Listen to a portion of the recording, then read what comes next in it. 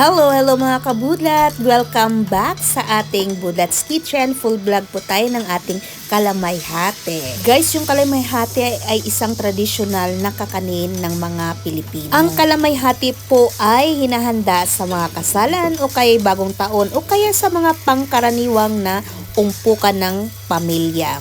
Ang main ingredients po natin ay giniling na pilit or malagkit or mochis naman sa hapon. Ang ratio po dito sa niluluto ko na kalamayhati ay 1 kilong giniling na pilit na binabad sa tubig at least po 1 oras at kalahating asukal po na muscovado.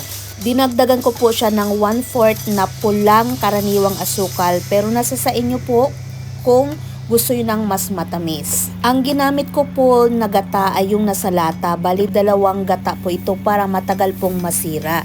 So paghaluin lang po natin sa ating kawali yung gata at saka yung asukal at saka yung binabad natin na malagkit or pilit. Mga mamis, take note po pala, pwede nating ibabad yung giniling na pilit sa gata. Pero kasi ang hirap po mga mamis, take note po ha, pwede din po ninyong ibabad yung giniling na pilit sa gata. Kaya nga lang po dito sa Japan, medyo may kamahalan po ang 1 lata ng gata. So kaya sa tubig ko na lang po siya binabad.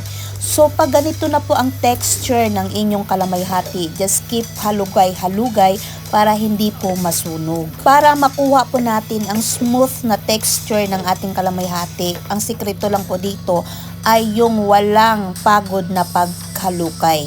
Salitan kami dito sa paghalukay ng aming kalamayhati. Pero ito, charan, luto na. Halina, tikman na natin kung gaano kasarap ang ating kalamayhati. Amoy kulturang Pilipino. So thank you for watching mga kabudlat. Sa ulitin po, itadakimasu!